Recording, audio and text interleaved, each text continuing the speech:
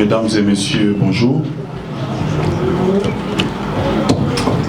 Je vous souhaite la bienvenue et vous remercie pour avoir accepté de répondre à notre invitation pour cette petite activité de recadrage ou de mise au point sur un certain nombre de choses qui se sont racontées autour du dossier EPST juste après les dépôts d'une dénonciation auprès du procureur général. Je ne pensais pas que ça pouvait arriver à ce point. Je ne voulais pas arriver à ce niveau, commencer à communiquer à tout moment avec le public, mais j'ai été poussé à le faire par le cours des événements. Je voudrais d'abord rappeler que dans le cadre de mes prérogatives constitutionnelles, en tant que député national, l'article 100 de la Constitution me donne les droits et les pouvoirs de contrôler le gouvernement, les entreprises publiques, les établissements publics et les services publics. Au-delà de la fonction législative qui est reconnue à un député national. Alors, dans le cadre des vacances parlementaires, j'étais en contact avec ma base, comme on appelle communément, qui a fait remonter vers moi un certain nombre d'informations qui mettent à mal la mise en œuvre effective de la gratuité de l'enseignement. J'ai fait une question écrite, j'ai adressé au ministre de l'EPST. Je peux vous assurer qu'alors que le règlement intérieur prévoit, je crois dans les 3-4 jours, l'Assemblée nationale doit notifier la question au ministre intéressé qui a 10 jours pour répondre, mais ça fait plus de 2 mois que j'attendais la réponse. Mais entre-temps, je ne pouvais pas laisser la question se diluer dans cette lenteur-là, qui peut être justifiée par des obstacles politiques que vous pouvez imaginer. Pour des raisons d'efficacité, j'ai préféré changer le fusil d'épaule. En date du 2 mars du mois en cours, j'ai fait une dénonciation que j'ai déposée auprès du procureur général près la Cour de cassation. J'insiste, j'ai fait une dénonciation. Dans cette dénonciation, pour les juristes, j'ai porté à la connaissance du procureur général un certain nombre d'informations que j'avais reçues pour lui permettre de mener des investigations, établir la lumière et éventuellement les responsabilités des uns et des autres. Et cette dénonciation ne visait même pas les ministres de l'EPST. J'ai beaucoup plus parlé d'ailleurs parce que les informations que j'avais tournées autour du service de contrôle et de paie des enseignants, les services de SECOPE, où on nous a fait savoir qu'il y avait des enseignants fictifs, les détournements des fonds destinés à la paie des enseignants. Alors, on est limité par rapport au pouvoir d'investigation. J'ai dit les procureurs généraux pouvaient le faire et nous donner toute la lumière. Ce n'était pas une plainte déposée contre les ministres, mais curieusement, et contre toute attente, juste après le dépôt de la dénonciation, j'ai fait un déplacement à l'intérieur dans le cadre de mes enseignements. J'ai commencé à recevoir des informations. J'ai suivi aussi personnellement que les ministres s'étaient déployés dans la presse. Et ces lieutenants, un groupe de gens qu'on appelle aujourd'hui communicateurs, qui se sont emparés de la situation pour vilipender ma démarche et me vilipender moi-même dans les médias et sur les réseaux sociaux. Et vous tous, vous avez suivi. Ils ont raconté un certain nombre de choses Et je m'étais dit qu'il était important de faire un point de presse pour apporter quelques précisions sur ce qui se raconte et vous démontrer aujourd'hui que ma démarche est sérieuse.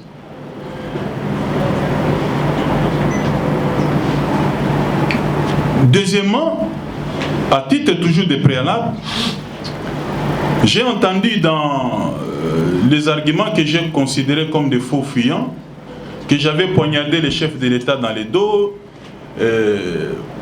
dans ma démarche qui voulait, n'est-ce pas, protéger ces programmes ambitieux de la gratuité de l'enseignement. J'ai devenu finalement quelqu'un qui combattait la réalisation du programme. Et on a même raconté des choses du genre, tout ce que je faisais allait empêcher à la Banque mondiale de venir financer les programmes. Mais laissez-moi vous dire tout de suite que même au moment où nous parlons, le ministère de l'EPST n'a pas de données statistiques chiffrées, fiables, qui puissent permettre même à la Banque mondiale de venir immédiatement injecter les fonds. Au contraire, même si la Banque mondiale venait, je crois que ça doit être en avril ou juin de cette année, on devra commencer par établir les données statistiques avant qu'elle puisse, n'est-ce pas, apporter sa contribution. Et cette activité, ou ma démarche, permet effectivement d'assainir les secteurs de l'EPST pour permettre la rationalisation des ressources afin que la gratuité soit non seulement effective mais pérenne, mais pour qu'on puisse aussi offrir à nos enfants un meilleur avenir. On a toujours raconté comment le pays est riche, mais au moins avec la gratuité, les enfants peuvent réaliser qu'ils étudient gratuitement parce que le pays a des richesses et est capable de supporter leur avenir.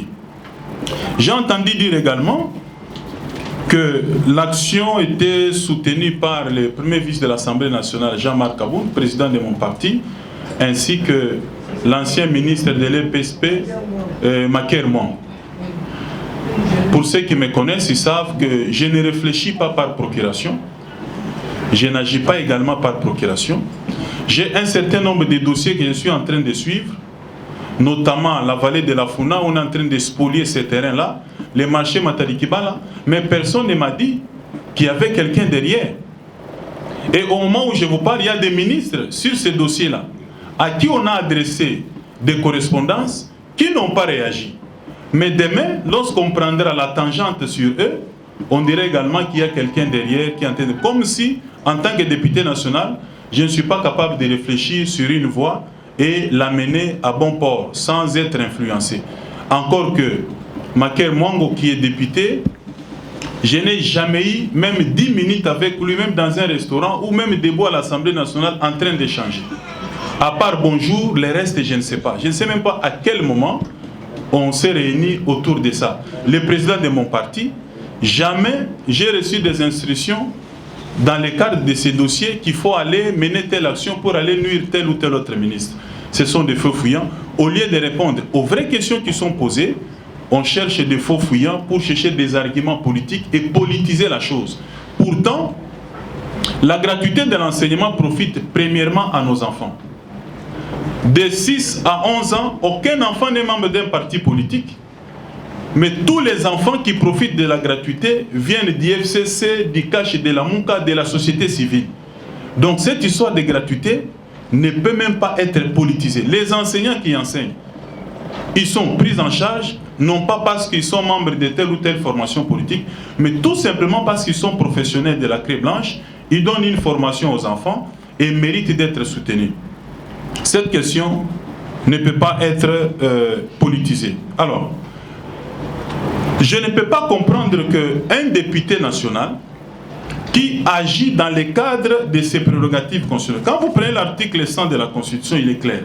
Les députés ont pour mission de légiférer, contrôler le gouvernement, les entreprises publiques, les établissements publics et les services publics. Mais lorsque un député national entreprend une démarche, même si ça concerne un ministère, le ministre n'a pas le droit de passer dans les médias, et entraîner ou payer un certain nombre de personnes qui s'appellent communicateurs pour commencer à raconter des choses qu'ils ne maîtrisent pas. Aujourd'hui, si je suis obligé de faire ces points de presse, c'est à cause, évidemment, de ces points de presse. Un collègue député qui a approché le ministre lui a posé la question, mais si les points de presse est tenu, c'est à cause des gens que vous avez déployés dans les médias. Le ministre n'a pas reconnu, il a dit, mais c'est leur propre initiative. Il n'a envoyé personne. Alors, quand vous n'envoyez personne, qu'est-ce que vous faites? Ils prennent les faits et causes pour vous et vous ne dites rien. Donc, vous allez endosser la responsabilité. Alors, mes chers amis, ceux qui me connaissent savent que si je m'engage sur un dossier, c'est que j'ai toutes les informations nécessaires. Depuis que ces communicateurs avaient pris d'assaut les médias, les réseaux sociaux, pour commencer à vilipender cette action, ça a donné un effet contraire. L'effet contraire, c'était lequel? J'ai commencé à recevoir des informations de partout. Je peux vous dire que j'ai eu des appels de Aru, de Lituri, au Bas-Congo. J'ai eu des informations dans les Bandundu, à l'Équateur, dans les Kasaï. J'ai eu des informations de partout. Et au moment où je vous parle, j'ai toutes les informations que même les ministres, j'imagine, n'ont pas encore. Même dans les recherches, j'ai même constaté qu'il y a des situations qui existent avant même que Bakonga ne soit nommé à la tête de ces ministères. Je me demande d'ailleurs pourquoi il prend fait et cause. Des fois même des situations qui sont antérieures à son entrée en fonction. Tout ce que nous cherchons, c'est d'assainir ces secteurs-là pour que le programme de la gratuité de l'enseignement soit effectif. Quelqu'un a raconté, un des communicateurs, non, il a besoin d'argent, tout ça, il va se retirer. Tout ce que vous voyez là, ce n'est qu'une partie des éléments du dossier que j'ai pu réunir sur cette affaire. C'est pour vous dire que vous devez me prendre au sérieux et prendre cette affaire au sérieux. Vous pouvez vous imaginer que dans ce que je reproche au ministre de l'EPST, il y a des décisions qui mettent en mal la gratuité de l'enseignement, mais il y a également des actes frauduleux, des faux usages de faux et des détournements pour lesquels j'ai saisi le procureur général. Mais à part le procureur général, j'ai également le même jour saisi le Premier ministre pour lui demander d'annuler cette série d'arrêtés pris par les ministres de l'EPST qui mettent en mal la gratuité de l'enseignement, à tout le moins suspendre d'abord leur mise en œuvre en attendant l'issue des enquêtes. J'attends la réponse du Premier ministre. J'ai également saisi la présidente de l'Assemblée nationale, subsidiairement à ma question écrite, pour lui demander de mettre en place une commission parlementaire pour enquêter sur tous ces faits. Avec l'ampleur des informations que j'ai, j'imagine que la commission parlementaire ne suffira pas. Il nous faut une commission interinstitutionnelle qui va impliquer presque toutes les institutions, la présidence, le gouvernement, l'Assemblée nationale et même la justice, pour que la lumière soit faite une fois pour toutes et que ce secteur soit totalement assaini. Je vais vous donner quelques informations pour vous montrer que tout ce que nous disons, nous ne sommes pas en train de spéculer. En ce qui concerne des décisions qui mettent en mal les principes de la gratuité de l'enseignement, je vous informe, il y a ceux qui le savent d'ailleurs, que le ministre a pris un arrêté pour créer 10 provinces éducationnelles qui ramènent le nombre de 48 à 58. Déjà, on avait 48 provinces éducationnelles. Il en ajoute 10, on est à 58. Même à l'époque où l'ancien ministre qui l'avait précédé avait ramené de 30 à 48, il avait ajouté 18 provinces éducationnelles. On avait estimé par les experts du secteur que c'était de trop. Mais là, il ramène de 48 à 58. Pourquoi cette décision met en mal la mise en œuvre de la gratuité? Parce que ça vient alourdir le budget qui est alloué à la gratuité de l'enseignement. On a besoin de ressources financières pour que ces programmes soient réels, réalistes et puis même pérennes. Mais avec tout ça, il est difficile de réaliser. On peut même commencer à connaître dans les jours qui suivent des grèves parce qu'on n'aura pas assez de ressources. Parce que la création d'une seule province éducationnelle entraîne un certain nombre de conséquences. D'abord, dans une province éducationnelle, vous avez une direction provinciale de SECOPE, vous avez l'inspection provinciale de contrôle, vous avez l'administration de Proved, et chaque service comprend en son sein au moins 90 personnes. Et quand vous prenez 90 personnes, multiplié par 3 de ces services, multiplié par 10, vous avez 2700 personnes qui viennent s'ajouter sur les 12 960 agents qui existaient avec les 48 Proved. Et là, c'est juste pour les bureaux gestionnaires. On ne parle pas d'enseignants. On ne parle pas encore d'enseignants. Donc on vient alourdir les budgets juste avec des personnels administratifs, des bureaux de gestionnaires, mais les professionnels de la CRE est encore isolé parce que tout ce qu'il y a comme budget va se diluer dans les bureaux gestionnaires et l'enseignant ne touchera rien. Et quand vous prenez un salaire minimum de $200, vous les multipliez par 2700 personnes, ça vous donne $500 000 qu'on pouvait épargner. En francs, on est à 918 millions de francs. Et chaque service créé par une province éducationnelle a besoin au moins de 500 000 francs pour les frais de fonctionnement par Proved. Quand vous multipliez par 10, vous êtes à 5 millions. Vous prenez l'IPP qui a besoin d'au moins 450 000 francs par mois pour les frais de fonctionnement. Vous multipliez par 10, on est à 4 600 000. Et vous prenez les SECOPE. C'est là qu'il y a des grands problèmes, des graves révélations au niveau des SECOPE. Les frais de fonctionnement pour les SECOPE, les services de contrôle et de paye, c'est 11 millions de francs par mois. Ça, c'est les frais de fonctionnement. 11 millions. Mais renseignez-vous, au SECOPE, là, les gens ne font rien. D'abord, les experts m'ont révélé qu'on a besoin même juste de 10 ou 15 personnes au maximum. Ça suffit.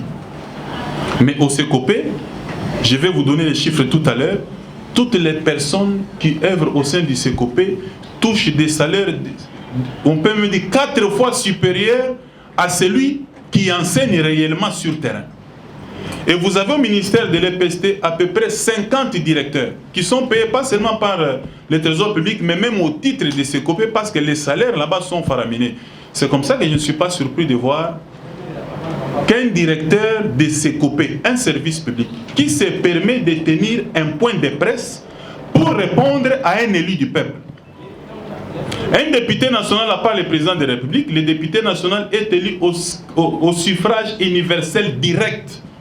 J'ai bénéficié de la confiance du peuple, j'ai été en contact avec la base dans nos circonscriptions, on a été dans les fins fonds de nos circonscriptions pour solliciter la confiance. Et on a passé un contrat avec nos électeurs qui ont investi en nous cette confiance-là pour nous demander d'aller travailler correctement et ne pas faire comme les autres. Mais un service public qui est placé sous le contrôle d'un député national qui fait juste une dénonciation et les directeurs de ce service-là se permet, au lieu de répondre ou même d'attendre, c'est une dénonciation qui est faite, attendre que le procureur général qui va apprécier qui il peut inviter dans le cadre des enquêtes pour apporter les réponses ou des informations dont il aura besoin. Donc jusque-là, personne n'est invité, personne n'est inculpé, mais c'est tout le monde qui s'agite, c'est tout le monde qui commence à répondre. Le directeur de SECOPE s'est permis de faire un point de presse pour me répondre. Ce qui est inadmissible à un élu du peuple dans le cadre de ses prérogatives constitutionnelles, on ne répond pas comme ça. Je comprends parce qu'au SECOPE, ils ont des frais de fonctionnement qu'on ne reconnaît jamais à un député national. Au SECOPE, ils touchent peut-être même mieux que les députés nationaux. C'est comme ça que ça a donné à ces directeurs toute cette arrogance. Alors, vous allez prendre toutes ces 10 provinces éducationnelles, quand vous faites ce que ça demande en termes de coûts, et puis vous associez le fait qu'il n'y a pas d'infrastructure. Il faut chercher des locaux pour ça, soit il faut louer ou acheter, il faut chercher les meubles des bureaux, ainsi de suite. Toutes ces infrastructures-là vont nécessiter encore des fonds qui viendront encore alourdir les budgets. Je me suis renseigné chez les experts dans les domaines. Ils m'ont dit, même avec 30 provinces éducationnelles, on peut gérer la situation. Pourquoi créer d'autres provinces éducationnelles? C'est pour trouver des places pour caser les membres de certains partis politiques. Ce que j'ai dit, j'assume, parce que j'ai des informations. Quand vous prenez même les directeurs provinciaux, en tout cas des sous-provinces, des provinces, on va vous dire qu'à un moment donné, quand on a lancé la gratuité, les missions qui étaient allées à l'intérieur ont commencé, c'est-à-dire quelqu'un à partir de Kinshasa, il appelle un directeur en province pour lui dicter des noms afin d'ajouter sur les listes.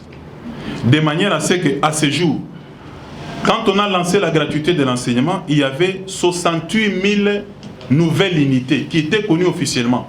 Et d'ailleurs, même si on le dit que c'était officiel, mais déjà dans les 68 000 là, il y avait déjà des fictifs.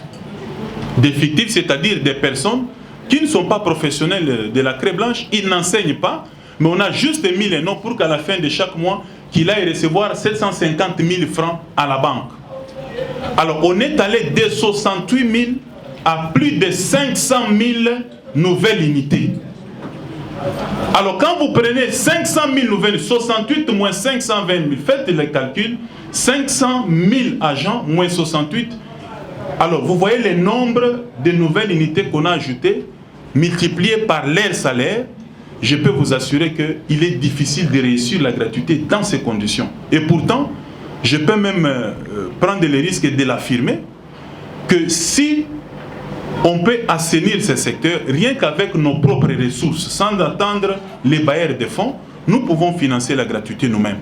Mais le problème, c'est que si vous avez par exemple 100 enseignants et personnels confondus, vous avez peut-être 20% d'enseignants, 80% c'est des personnes qui sont dans les bureaux gestionnaires, qui viennent juste alourdir les budgets. Au niveau de ces COPE, vous avez, d'après l'organigramme, 30 agents suffiraient.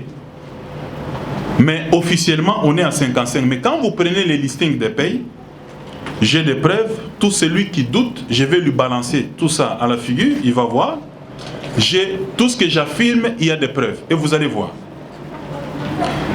Sur les listings, alors qu'on reconnaît 55 agents au niveau de ces COPE, mais sur les listings, 121 agents apparaissent. Mais d'où viennent d'autres qui touchent au moins un salaire minimum de 750 000. Je me dis, ça ne sert à rien de rester à l'Assemblée nationale. Si ça continue, mieux vaut aller au COPE. Faire comme tout le monde. Vous avez des directeurs qui sont payés comme agents de COPE parce que c'est là qu'il y a l'argent. La problématique des écoles fictives. Vous avez un arrêté ministériel qui est dupliqué sur plusieurs écoles. Par exemple, la référence d'un arrêté qui a créé une école, ce même arrêté peut être repris 3, 4, 5, 10 fois. Soit disant il a créé une autre école, alors qu'en réalité c'est un faux arrêté. Et il y a aussi des arrêtés qui créent une école, mais quand vous descendez sur place, cette école-là n'existe pas. Et pourtant, une école fictive suppose qu'il y a des enseignants fictifs qui sont payés. Une école fictive suppose qu'il y a des frais de fonctionnement fictifs qui sont payés. Il y a des bureaux gestionnaires au sein desquels œuvrent un certain nombre de personnes qui sont mieux payées, mais qui sont fictifs. Et c'est de l'argent qui se volatilise. Pour la problématique des faux arrêtés, j'ai toutes les données de toutes les provinces. Quand vous voyez par exemple un tableau comme ça, partout où il y a les rouges, on indique les faux arrêtés. Là où il y a les verts, ce sont les vrais arrêtés. Et ça, c'est pour toutes les provinces de notre pays. Donc c'est pour vous dire que ce travail mérite une commission interinstitutionnelle pour faire un grand travail de toilettage. Et je sais que c'est un grand travail. Vous avez une autre problématique, c'est celle des écoles privées. Mais certaines écoles privées, j'ai des preuves, qui sont reprises sur la liste des écoles conventionnées. Soit catholiques, soit kimbanguistes, soit protestantes. Mais une école privée. Vous prenez certains enseignants des écoles privées qui sont alignés sur les listings comme s'ils étaient enseignants des établissements publics. Nous avons des éléments. C'est comme ça que tous ceux qui passent à la télé, là, communicateurs, ils vont faire de la politique, alors que nous sommes devant un dossier qui est sérieux, pour lequel l'avenir de nos enfants en dépend. Donc les communicateurs, je crois qu'ils peuvent continuer. Maintenant, au point où on est arrivé, c'est à cause de leur imprudence qu'on est obligé de faire certains recadrages. Donc, alors, sur tout ce que j'ai indiqué, vous avez certaines décisions qui sont prises, soit par règlement des comptes, et même certaines décisions qui sont monnayées. Il y a eu permutation des inspecteurs des IPP, parce que soit il y a un règlement des comptes, soit il y a quelqu'un qui a payé de l'argent, soit on veut positionner quelqu'un dans un parti politique. Et tout ça, ça crée des problèmes. Vous avez certaines écoles privées également, qui sont, comme je l'ai dit ici, considérées comme des écoles publiques et qui exigent même les frais de fonctionnement. J'ai la documentation, j'ai les éléments. Si le ministre n'en a pas, il pouvait m'approcher quand j'ai déposé la dénonciation pour dire peut-être qu'il y a des informations qu'il n'a pas. On pouvait mettre à sa disposition pour qu'il puisse même enquêter d'abord au niveau interne et trouver des voies et moyens pour corriger. Mais lui, il a préféré mettre sur ma route les communicateurs qui viennent faire de la politique dans un dossier sérieux. Il n'est pas permis à un ministre, alors que le député ne fait que son travail, de lui répondre ou de lui envoyer des gens pour commencer à lui répondre. Ça, je ne cesserai de le dire. On peut même assimiler ça à un outrage au Parlement, parce que le député a le pouvoir de contrôle du gouvernement, pas seulement individuellement, mais même collectivement, comme on le fait à l'Assemblée nationale, on peut le faire dans le cadre d'une commission, mais même individuellement, ça peut se faire. Tout cela, c'est parce qu'à un moment donné, on ne sait pas toujours savoir quelle est la place des députés dans la hiérarchie de nos institutions. Quand vous prenez l'article 68, je crois que c'est important de le rappeler, pour que prochainement, tous ces communicateurs-là ne passent plus. L'article 68 de la Constitution, que les institutions de la République sont le président de la République, 1. 2, les parlements. 3, le gouvernement. C'est pour dire que le Parlement vient avant. Le Parlement vient avant le gouvernement, donc les députés viennent avant les ministres. Il arrive des fois même dans des cérémonies, vous arrivez comme ça, on vous demande de vous lever parce qu'il y a un ministre qui arrive. Vous arrivez, on dit les députés, il n'y a pas de place, on vous demande de vous débrouiller. Vous arrivez, on vous dit non, il y a un conseiller. L'institution, c'est le président de la République. C'est même pas, on n'a pas dit conseiller. Et vous arrivez comme ça, on vous demande de vous lever. Il y a même des ministres, vous lancez une question écrite et c'est un directeur de cabinet qui dit honorable, je vais vous voir dans mon bureau. À un directeur, j'ai dit je ne vais pas vous répondre, mais soyez sûr que je ne viendrai pas. Parce que je ne peux pas venir vous répondre. Je vais répondre à un directeur. Pourquoi? Moi, j'ai écrit au ministre, j'attends la réponse. Je ne dis pas que tous les ministres sont comme ça. Il y a aussi des bons ministres. Si on commence à citer les noms, on va dire on a fait la publicité. Mais quand il y a des choses qui marchent, dans le cadre du dossier de la vallée de la Funa, j'ai écrit à un ministre de l'urbanisme habitat Pius Mwabilou. Et quand il a reçu ma lettre, il m'a appelé. Honorable, vous pouvez venir, j'ai besoin d'échanger avec vous sur ce dossier-là. J'ai répondu, on a examiné, il a pris l'engagement de venir sur le terrain palper du doigt. Le ministre est descendu. Et après sa descente, j'avais même oublié 2 semaines après, le ministre m'appelle, honorable, si vous pouvez venir voir l'évolution du dossier, comment on évolue. Voilà quelqu'un qui a compris ce qu'est un député, parce que lui-même a été plusieurs fois député, il sait ce que les députés représentent. D'abord, à moi-même, là, comme je suis assis là, je représente plus de 80 millions de Congolais. Je suis député national. Alors vous trouvez quelqu'un qui est nommé par un arrêté ministériel au service de ses copains, qui fait un point de presse pour répondre et défier 80 millions de Congolais à travers un député. C'est ce qu'il faut fustiger. Vous avez certaines décisions qui sont prises sans justification. J'ai reçu aussi nos amis, les comités de gestion de Éduc TV. D'abord, cette chaîne thématique qui a été créée juste pour vulgariser les programmes du secteur, avec un comité de gestion qui a appris, qui s'est réveillé juste un matin et a eu l'information que le ministre a pris un été, il vous a mis à porte, il vous a mis à la porte, il vous a remplacé par d'autres personnes. Nous sommes quand même dans un état de droit.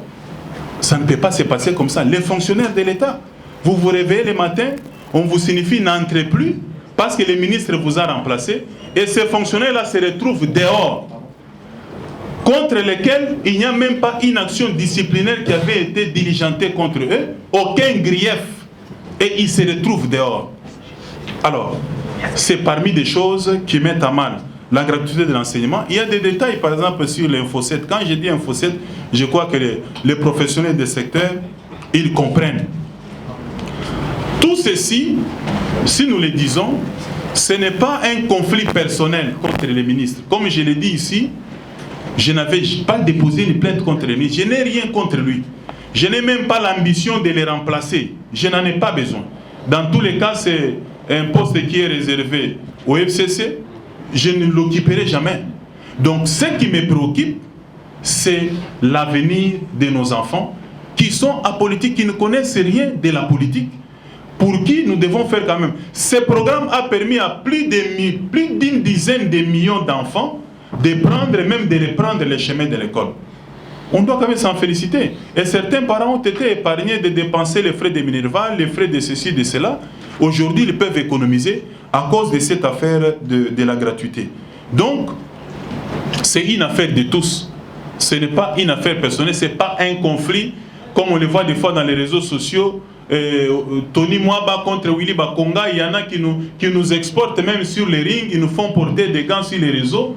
Et tout ça, Tony verse, comme si on allait s'échanger des coups. Non, ça, ce n'est pas un conflit personnel avec le ministre. Et vraiment, je n'ai rien contre lui. J'ai eu des informations. Il pouvait même s'approcher pour savoir qu'est-ce qui se passe, les vérifier aussi. Alors, lui en a fait un problème personnel. Il a commencé à s'attaquer aux députés. Et même après, ici, vous verrez que les communicateurs vont continuer. Mais un ministre, je prends d'abord les textes qui organisent les cabinets ministériels. Je ne vois pas la place des communicateurs. Ils viennent d'où? Quand on fait le travail, et c'est ce que vous nous demandez, quand vous ne faites rien, on va dire Babota qui a Salakini. Mais quand on agit, il y en a qui disent non, lui aussi il exagère. Donc, vous nous demandez une chose et le contraire à la fois. Alors, nous voulons faire le travail qui est le nôtre. C'est pourquoi, en termes de recommandations, moi j'ai décidé de réécrire au Premier ministre pour solliciter la mise en place d'une commission interinstitutionnelle pour impliquer tous les services et même certains partenaires qui accompagnent ce secteur dans la gouvernance du secteur. Au Premier ministre, je crois que je vais lui déposer certains éléments pour lui permettre, à titre préventif, de suspendre d'abord les arrêtés qui sont incriminés, permettre d'abord de faire la lumière sur leurs effets réels dans les secteurs avant de pouvoir avancer, sinon de les annuler carrément. À l'Assemblée nationale, je crois qu'on aura un retour déjà le lundi prochain. Au-delà de la question, c'est ce qui se passe aussi. J'ai déposé une question écrite mais qui n'a pas prospéré. Alors, je suis quand même professeur de droit, je suis avocat aussi, j'ai de l'expérience. Quand une voie est fermée, j'essaie toujours de m'effrayer une autre. Aujourd'hui, avec la voie du parquet général, il n'y a pas d'obstacle. Maintenant, tout le monde regarde vers le procureur général pour voir ce qu'il va faire de ces dossiers parce qu'il sera documenté pour se faire et faire des interpellations. Vous avez même suivi des gens qu'on appelait les leaders syndicaux. Ils font un point de presse pour me répondre. Mais un syndicat est là pour représenter les enseignants et défendre leurs droits. Mais quand vous voyez un syndicat s'élever, commencer à combattre quelqu'un qui prend fait et cause des enseignants, c'est qu'il y a une complicité. J'aimerais vraiment que le PG puisse établir cette complicité-là, pour que ce genre de choses ne se répètent plus. Je vais même demander aux enseignants de revoir un peu ces syndicats-là, parce que ce n'est pas possible. Nous dénonçons des choses pour améliorer les conditions des enseignants, et ce sont les syndicalistes qui se pointent pour commencer à vilipender cette action. Pour le procureur général, j'ai dit il est déjà saisi. On va peut-être lui apporter les éléments nécessaires pour qu'il puisse continuer. Mais pour le ministre lui-même, je crois qu'il pouvait même, à la limite, nous demander même une petite note sur les informations que nous avons eues lui permettre de mener des investigations à son niveau et apporter les correctifs nécessaires. Et cette affaire pouvait même prendre fin. Nous allons nous réserver le droit de suivre de près pour voir l'évolution. Mais je crois que ce n'est pas tard. S'il a besoin des informations, on les mettra à sa disposition, qu'il corrige pour permettre à ce que ces programmes de la gratuité de l'enseignement soient pérennes et ça soit vraiment effectif. Et non seulement les enseignants doivent être payés, mais bien payés, mais les élèves aussi doivent étudier gratuitement, mais recevoir aussi un enseignement de qualité.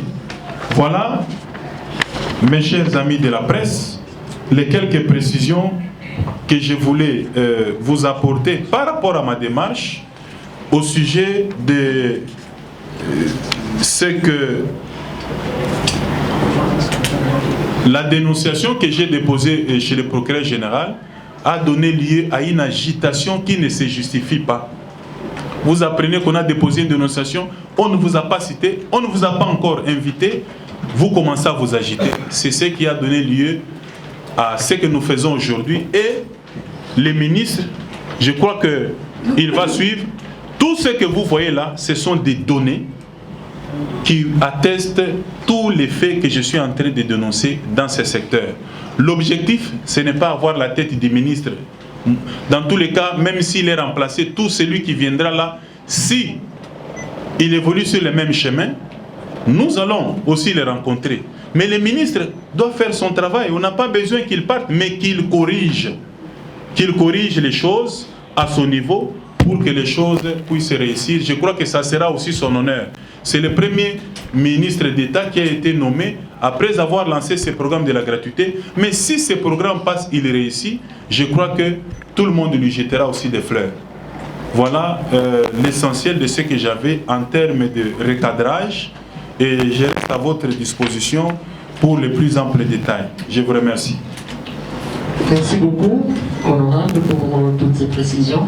On va commencer le jeu de questions-réponses. On va y aller avec un cocktail de 5 journalistes d'Abadjani. Commence par la direction et aussi les instructions. Merci. Bon, ma question va être en français, mais vous allez pas m'appeler. Je suis un peu déçu, honorable. Je suis déçu parce que j'ai eu l'impression que vous étiez, ma question par de réflexion, vous étiez en train de vous justifier de votre travail. Je suis quand même heureux que ce soit un député qui vive cela, parce que si c'était un journaliste engagé, il serait déjà aujourd'hui à Makala. Ce que vous dites, les éléments que vous avez, je les ai ces éléments. Rien de ce que vous avez dit est faux. Monsieur Guichon là peut vous l'affirmer. J'ai même commencé à diffuser ça. C'est des documents signés, des arrêtés, rendus publics. Ce n'est pas des choses cachées. Et donc, moi j'ai l'impression que vous donnez plus d'importance aux gens que vous appelez communicateurs, qui pour moi sont des mendiants à qui on a remis $200, à qui vous devez zapper. Je vais y arriver, mon frère. Parce qu'on sommes dans un environnement où celui qui dit la vérité est victimisé. Ça change. Maintenant la question, à celui qui est en contact avec le communicateur derrière le qui a dit. Ma question est la suivante. Vous avez dit que vous avez fait une question même orale à l'Assemblée nationale qui n'a pas abouti. Vous êtes allé chez le procureur. Vous et nous savons que le FCC est majoritaire. Le ministre est du FCC. Le ministre parle de la gratuité tout en gonflant le chiffre des gens et ça dérange. Quelle est la finalité de votre démarche? Ça va aboutir à quoi? Parce que la personne avec qui vous vous battez est visiblement plus forte que vous, parce qu'il y a l'Assemblée nationale derrière elle. Je parle de la personne. Et ma deuxième petite question, au cas où vous n'obtenez pas gain de cause à l'Assemblée nationale et du côté du procureur, que feriez-vous en ce moment? Comme vous êtes élu, pourquoi ne pas appeler la population à inonder le ministère?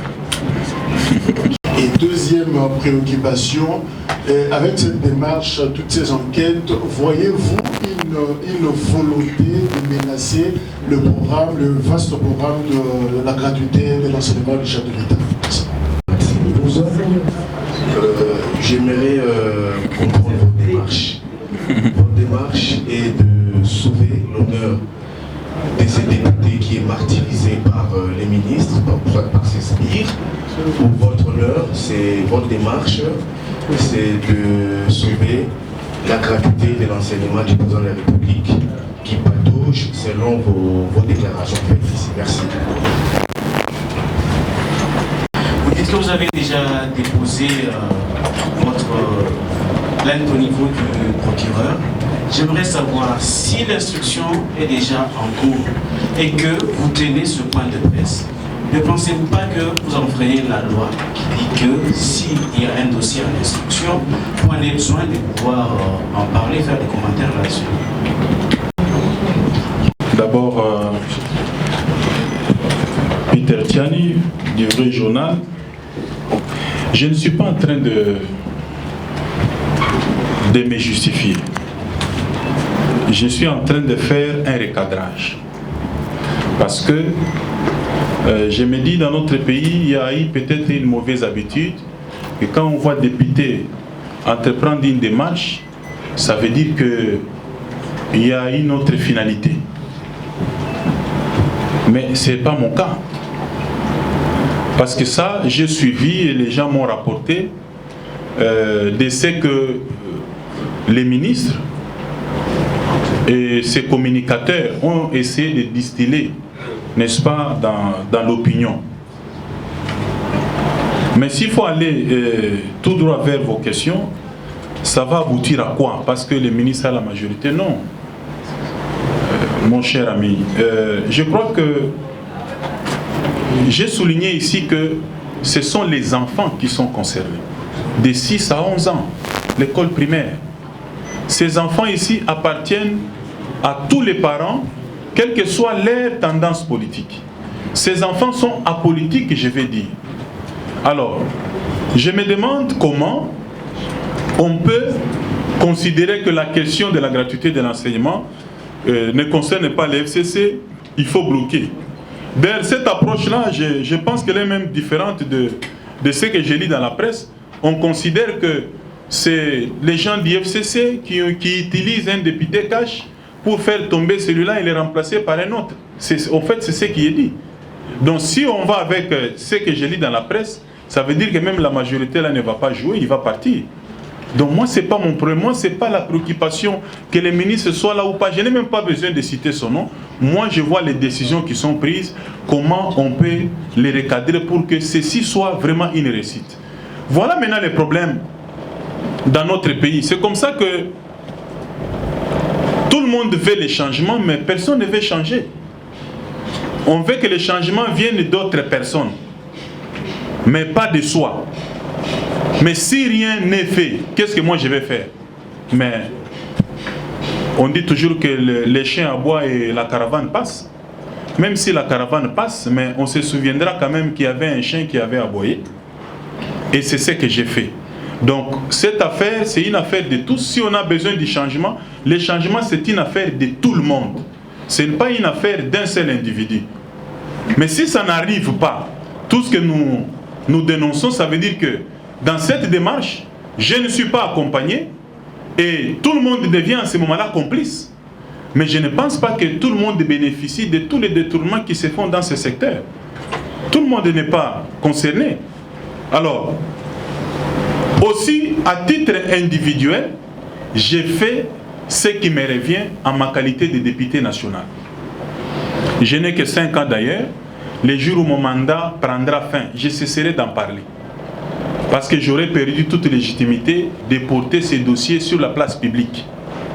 Mais puisque j'ai été en Vundamanenga, à Kinzanvweta, à Ndjilikilambu, à Kimpias ou à Machocho pour avoir les voix, chercher, convaincre les électeurs, à Barumbu, à Lingwala, à Kitambo, on m'a fait confiance, je dois justifier de la confiance là qui m'a été donnée. Donc pour le reste, au moins, j'aurais justifié mon mandat pendant 5 ans parce que j'aurais servi à quelque chose. Mais les changements, c'est une affaire de tous. Ça demande juste un élément déclencheur. On a déclenché le processus. Tout le monde doit s'y mettre pour qu'on obtienne les changements. Donc, je ne m'engage pas pour imposer un quelconque changement ou changer seul les choses. Mais on a besoin juste d'un point de départ pour que tout le monde puisse fédérer à cette idée et que les choses changent. Mais si on considère que c'est une affaire personnelle de ces députés-là, c'est un conflit individuel entre les députés et les ministres, je crois qu'on aura fait fausse route et on ne va pas réussir. Donc j'aimerais que l'on voie les programmes, mais qu'on ne voie pas les individus, ni les ministres, ni les députés. Mais au moins, il y a quelqu'un qui s'est levé, qui a pris le courage de faire ce que je suis en train de faire pour obtenir les changements ou la rationalisation des ressources qui sont générées dans ce secteur pour qu'ils soient réinjectés dans ce secteur pour améliorer la qualité des enseignants et même des enseignements. Pour Jacques Kalonji, j'ai rencontré tout le monde et si j'ai rencontré les ministres. Mais je vous ai dit ici que la première des choses que j'ai faites, avant même de déposer une question écrite, c'est d'avoir rencontré les ministres. Et je n'étais pas seul. J'étais accompagné de 2 collègues députés, je ne vais pas citer leur nom ici. Ils sont témoins. J'ai rencontré le ministre dans son bureau, on a échangé. Et il a pris un certain nombre d'engagements, qu'il ferait ceci, il ferait cela. Nous, on lui a fait confiance, on est parti. C'est 2 semaines après qu'il nous a balancé toutes ces décisions-là, un peu pour dire non, tous ces petits députés ici, des mendiants, ils viennent. Non, mais attention, je crois que ce ne serait pas de l'orgueil, même après 5 ans, si le peuple ne renouvelle pas mon mandat, parce que je n'ai pas bien travaillé, je ne suis pas politicien, je suis un homme politique. La politique, ce n'est pas un gagne-pain, ce n'est pas un métier, c'est une charge, un service. On ne peut pas se cramponner à transporter une charge. Si on ne renouvelle pas mon mandat, je rentre dans l'enseignement, je rentre au barreau. Mais tant que j'ai ces 5 ans-là, les mandats je dois les justifier et je vais travailler. J'ai rencontré les ministres, mais après notre départ, il s'est dit je m'en fous, il a fait ce qu'il a fait.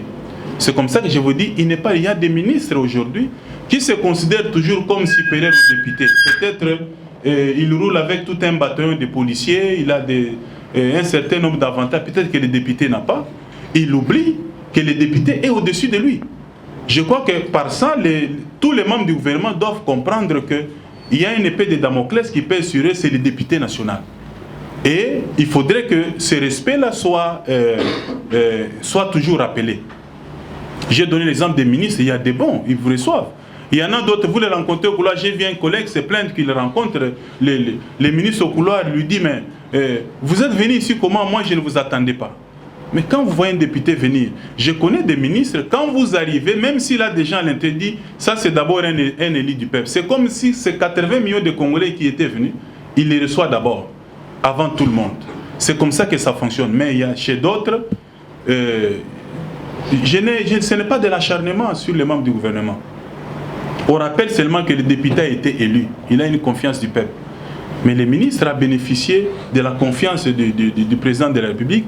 On vous a nommé, mais ils ne doivent pas oublier cette hiérarchie institutionnelle. Je l'avais donc vu, et le reste, il n'a pas suivi. Je crois qu'avec ce qui se passe, il est possible, si il a besoin des informations que je détiens et qu'il prenne l'engagement de corriger des choses dans son secteur, je lui ferai parvenir. Je lui donnerai des informations que peut-être il n'a pas. Vous voyez des choses, vous pouvez être ministre, vous avez des collaborateurs qui vous amènent sur des pistes parce que c'est eux qui sont responsables d'un certain nombre de méfaits. Ils nous empêchent que vous ayez la vraie information. S'il a besoin vraiment de ces informations, on va mettre ça à sa disposition. Et cette institution financière internationale vient injecter des fonds ici. Il faut lui présenter des données statistiques chiffrées. Par exemple, on a autant d'écoles sont conçues en matériaux durables. La géolocalisation de ces écoles-là, si ces écoles-là sont équipées, on a combien d'enseignants, toutes ces données-là, je crois que chez nous c'est flottant, surtout quand on apprend qu'on veut financer, et ça arrive comme ça.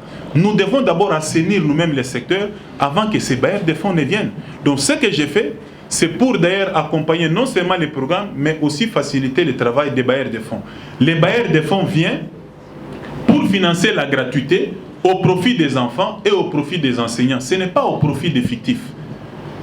Dans une circonscription, on m'appelle pour me dire, bon, dans une circonscription donnée, vous avez les groupes de gens qui ont bâti campagne pour un candidat ils ont tous les numéros matricules de l'EPST. À la fin du mois, ils vont toucher calmement 750 000 francs, 1 million de francs, 1 500 000. Mais demandez maintenant, c'est lui qui enseigne, c'est lui qui tient la clé là. On lui paye combien? Vous voyez qu'on peut encore améliorer très facilement les salaires d'un enseignant si on pouvait rationaliser, n'est-ce pas, toutes les ressources qui sont générées. Alors pour ces news, est-ce que vous sauvez l'honneur du député ou du programme? Pour être sincère avec vous, c'est pour les deux. C'est pour les deux. Nous voulons sauver ces programmes, mais en même temps, ce point de presse a été organisé pour regarder certaines choses, montrer que ma démarche est sérieuse. Vous pensez peut-être que j'ai ramassé des syllabus par-ci, par-là pour venir vous impressionner. Non. Vous pouvez prendre, lire, vous allez voir les faux arrêtés ici, c'est écrit, c'est copié. Là-bas, c'est écrit, c'est copié, partout. Ce service ici, qui a été mis en cause, partout. Donc, on ne raconte pas des choses ici, ce sont des données chiffrées, des informations réelles et vérifiables. Si le ministre en a besoin, même vous, tout celui qui en a besoin, il peut même tirer photocopie, mais vous me laissez les originaux. Alors, vous avez également la radio Capi. Si l'instruction est en cours, pourquoi?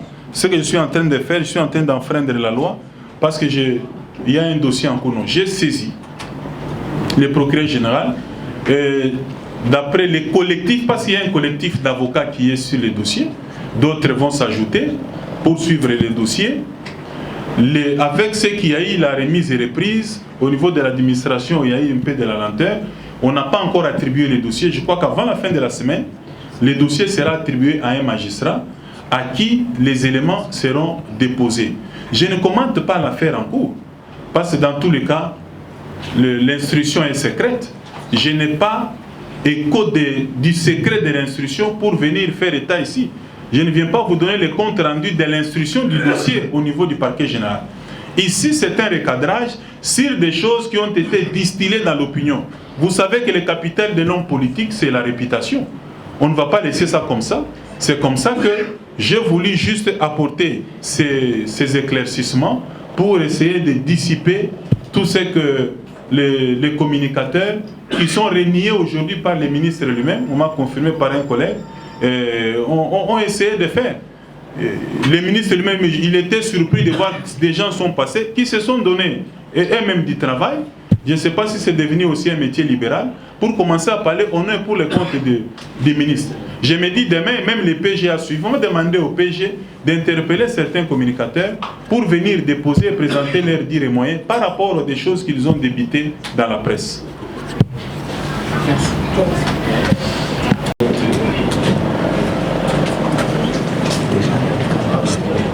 Des chiffres très inquiétants. Vous avez parlé de 70 000 agents à 500 000 agents.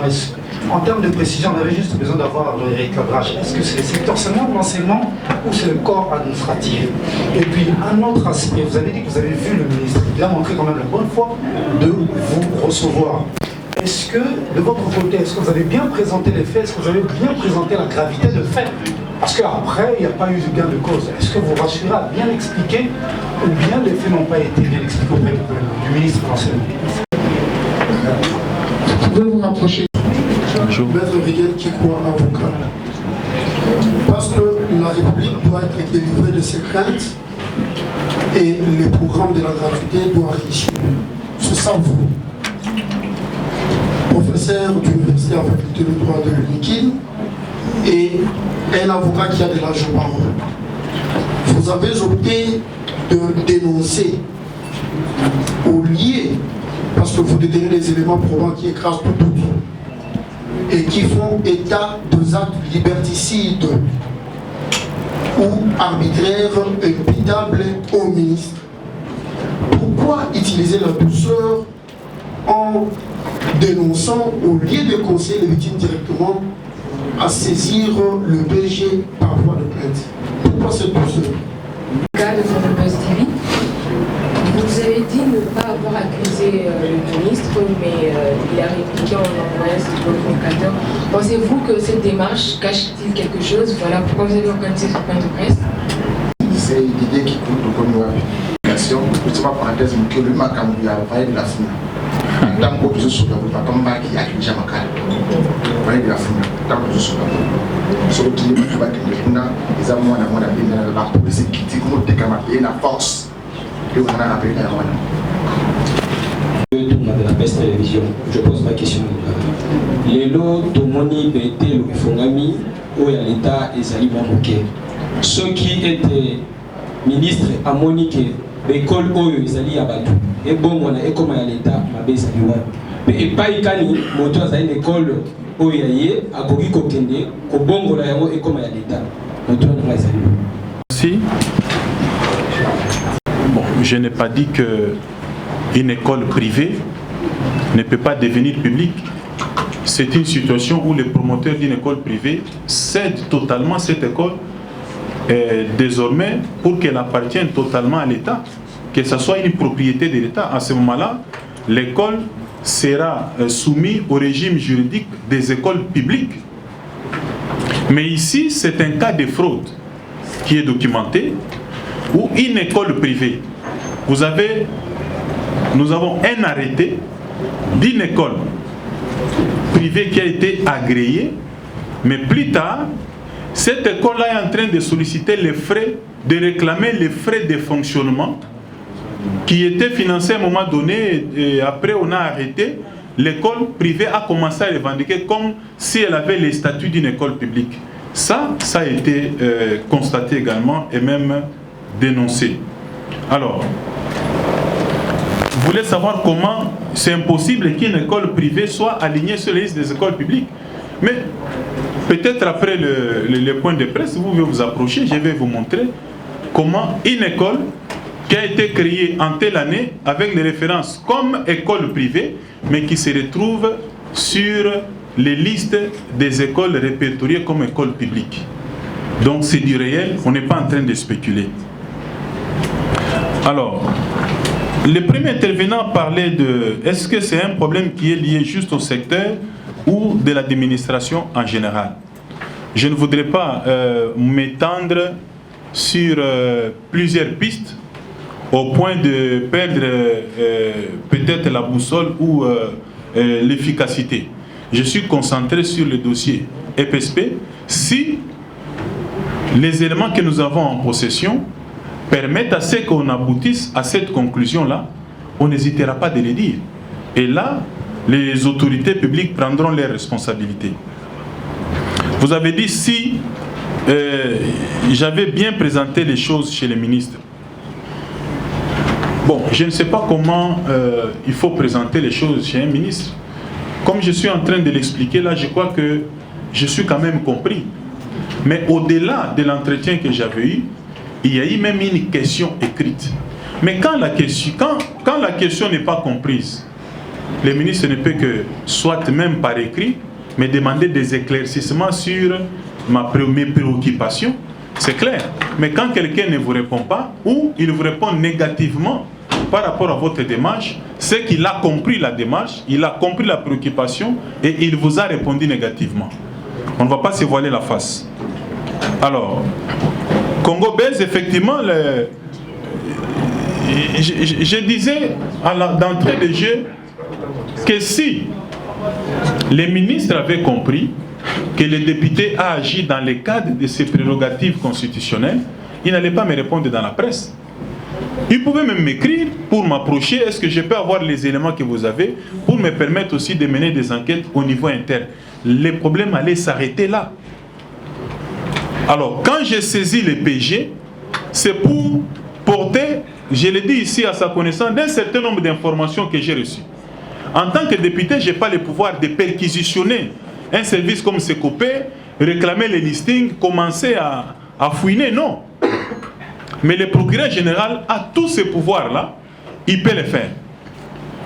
Voilà pourquoi la dénonciation a été faite, pour lui permettre d'enquêter et faire la lumière. Ce ne sont que les informations que j'avais reçues. Je lui ai demandé, voilà ce que j'ai comme information, essayez de vérifier. Au fait, en français facile, c'est comme ça. Mais, au lieu d'attendre, parce que même dans la dénonciation, je crois que ça circulait dans la presse, on a cité les noms des personnes, elles n'étaient pas nominatives. Mais un certain nombre de personnes, on constate que c'est parce qu'on a dénoncé. C'est comme on dit, en voulant trop monter, les singes à exhiber. Vallée de la Funa, vous voyez encore une fois, c'est un dossier sur lequel je me penche depuis plusieurs mois. Des autorités politico-administratives locales, de l'armée, des hommes d'affaires qui sont en train de chasser tous les maraîchers. Ce terrain-là a été confié aux maraîchers, mais il est en train d'être spolié. Je peux vous dire que j'ai saisi presque toutes les autorités de ces pays, mais les dossiers n'évoluent pas. Bon, qu'est-ce que vous voulez?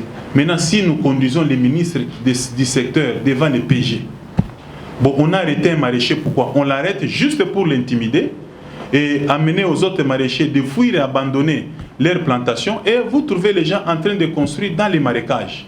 Et les ministres d'affaires foncières, après ça, il y a des agents, des géomètres du cadastre qui viennent, qui délivrent des titres. Vous voyez, il y a des érosions, il y a eu des morts après des pluies, on parle de construction anarchique. Mais ces constructions anarchiques-là, comment quelqu'un peut s'improviser sur un terrain appartenant à l'État?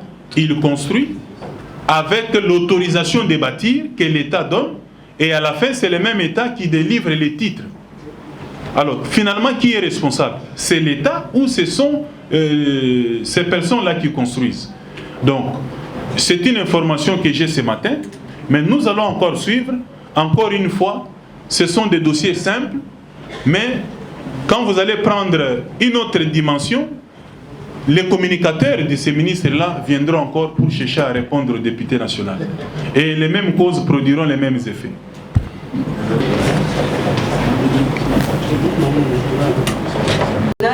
Bangonde bazana simana yo bayi diaspora balobi bayebisa yo boye Tony Mwamba aux initiative à bien ya ko accompagner ba enseignants na pas sur ba komona mais on dirait net au lieu sous Kwandakala po makambo moto yaki nango eza sous bongo te. Ndeko Didier wana accompagner kangai na ba descente na kitana ministre moko ya urbanisme habitat plus mobile qui a été disponible ba misusu bazoboya batuna batikala kotuna ngai soki nani azasima na ngai. Et puis Vallée de la Funa, c'est vraiment dans ma circonscription. Est-ce que boyebi que na Vallée de la Funa wana bazokata ba terrain bazokata mapango? J'ai les membres de mon bureau politique ici, pas seulement moi, même certains d'entre eux, sollicités pour bakate le biso ba terrain. On n'a jamais accepté. Mais à Kinshasa, c'est là où on dit il n'y a rien de caché qui ne doit être découvert. Au terrain, bakatiro na pokwa, kaka na buto na batu balamuki na sango, yé assis allié déjà. On l'a jamais fait et personne n'a jamais dit qu'il y a quelqu'un derrière. Oyo azolanda biso, to azotina. Bon, c'est comme si à mon âge et à mon niveau, je ne peux pas agir seul. Je suis comme un majeur incapable. Donc il faut qu'on manipuler Ngaï. Donc je ne peux pas agir. Dans tout ça, il faut qu'il y ait quelqu'un comme une marionnette. Donc, manipuler. C'est pas normal. Je vous ai déjà dit que quelqu'un comme Maker, moi, bon, j'aurais bien encore voulu que Batanga Kaka, président à parti Nabiso, premier vice-président de l'Assemblée nationale, les choses allaient avoir l'apparence d'être vraies. Mais quand vous associez Maker, c'est là que Ebi Masuko, que Zalukuta, on ne peut même pas poser des questions. Parce que Maker, je vous dis, je ne suis jamais resté avec Maker même 3 minutes en train de causer. Et en tout cas, je ne me rappelle pas. Ce qui n'a pas peut-être un sujet donné, je vais l'avouer, il n'y aura pas mort d'homme. Mais Nanou est salé maté. Donc, Makamboya Maker, je sais comment ça se passe. Quand un dossier est sérieux, on veut les politiser et intégrer certains personnages politiques Nakati pour trouver un soutien, tout ça. Au fait, c'est ça la stratégie utilisée, mais ça ne tient pas. Oubliez cette affaire de Maker, on l'indispose pour rien. Même le président de mon parti, on ne dispose pour rien. J'ai agi en tant que député. Des fois, j'ai vu dans la presse, on écrit Tony Mwamba, député IDPS. Non, je suis député national. Dans la Constitution, les membres de l'Assemblée nationale sont appelés députés nationaux. Ce n'est même pas honorable. Cette histoire d'honorable, on a habité sur Outuat. Mais c'est dit député national. Mais il n'y a pas de député IDPS. Quand on ne fait rien, on est député national. Mais quand on agit, allié à Zamoutoakash, il y a FCC, mais on est en train de détruire ces pays pour nous, ou bien on ne fait rien. C'est-à-dire que vous êtes dans la cache, vous voyez que quelqu'un du FCC détruit le pays, bosse de l'autre côté, to FCC soit moni Moutouakash, Azobe Bissati, parce qu'on est dans la coalition. Non, Makambouana a Ouezate. Nous, c'est l'avenir des enfants qui nous importe. Nalié Soupou Yandakal. Encore une fois, c'est ça le problème avec notre pays. Est-ce que Moutoualié Soupou Yandakal, encore il y a pas preuve de Nayanangobo?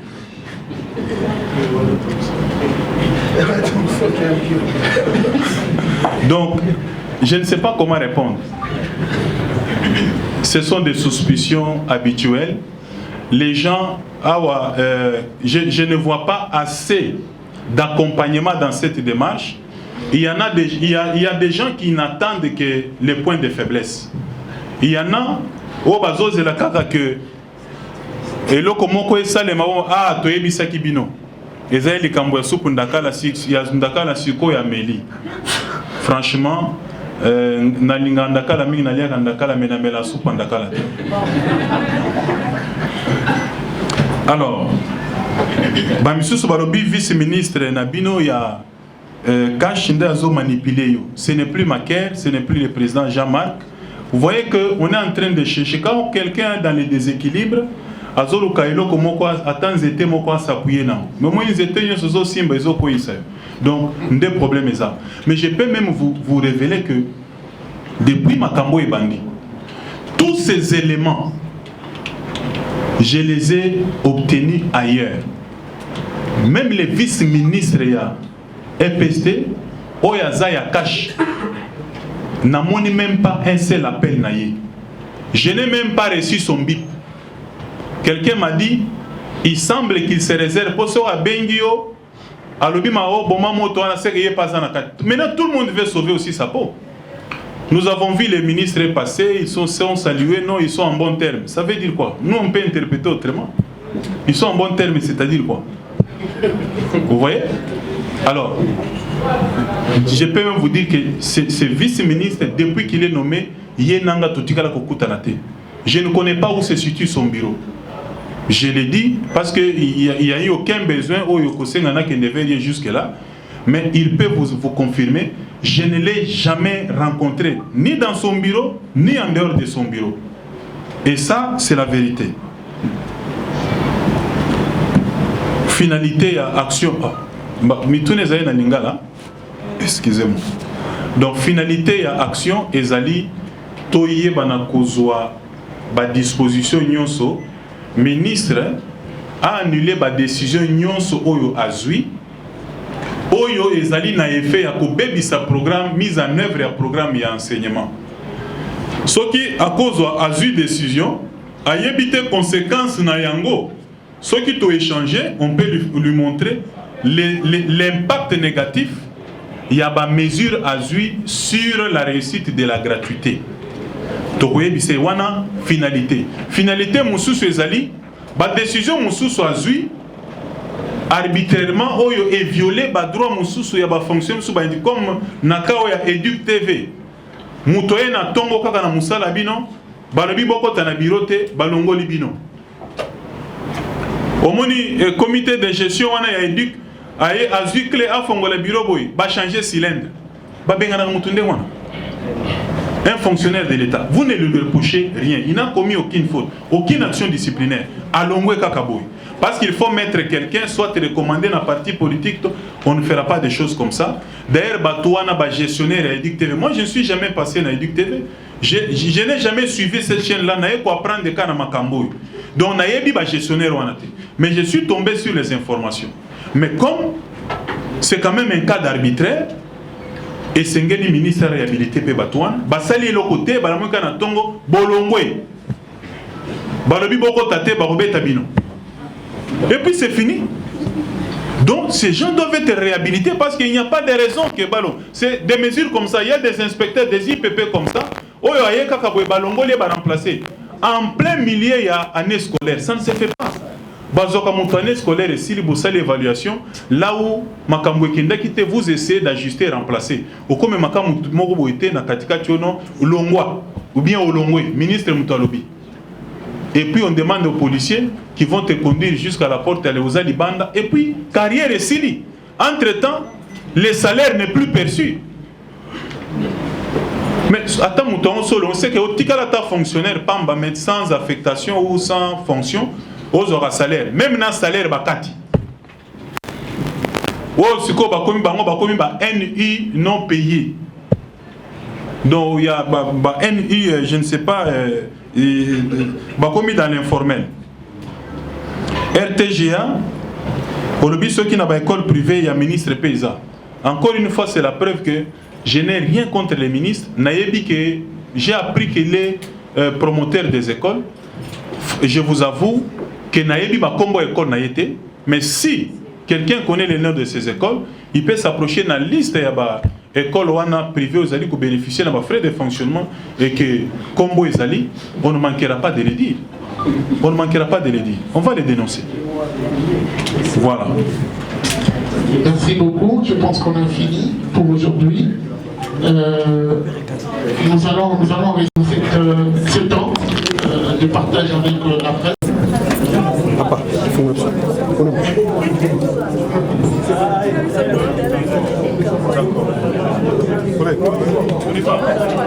Bonne journée.